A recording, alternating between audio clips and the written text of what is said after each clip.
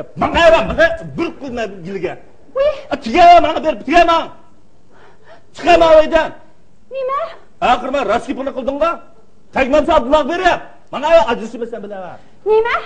Siz beni bu şunda hakaretlemsiz. Siz bana bu şunda kol takızdınız mı? Hani bakalım. Ben sizi acıştırma bildi. Sen çay yapmasın. Şemşi badımıga bak o. Benlik olsa man kotun. Atkiyanı keşke yakımızsa Abdullah da kagrayısına yana. Senin ismini bak o. Sen hem koyma biz hem koysak dikine. Bu oldu şahtadan bu da. Ben acışıp gitmez sizi bile. Acırasan acıra. Acısı ben ama. Harat Şerin, Leyli Mecnun'la Visal Gültem'e yaxşı optiken Kudayın bir saklapçı mağulanı. Toy muhabbetinin kavrisi diyen gep rost gep okşaydı. Ne oldu kızım?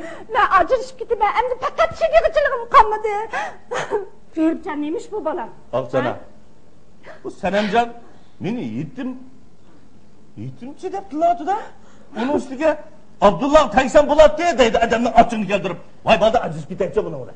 Ben acışıp gittim. Boldu ballarım boldu. Hazır ben sizlerinin müştürkünlerini görüp koğunum bekmi yerim bu atıdı. Yani yok olan bir işler için ciddenleşip acışımız desenler kandak buludu. Aile gibi olan mesuliyetinler sizlerin emniyette cemiyet gibi olan mesuliyetinler emez mi? Şunda. Gayipcan balam. Kaba feleknim derdim yüreğimde dağla kaldım sennemni arsa mendin yaşaş dinlemena kaldım yaşaş dinlemena kaldım.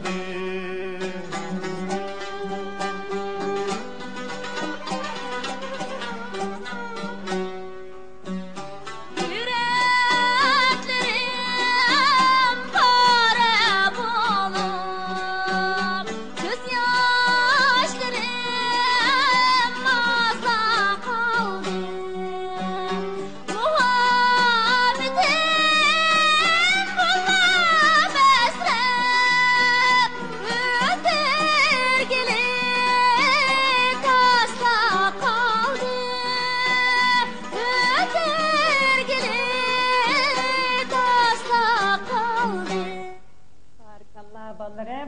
Şimdi yaş oldu.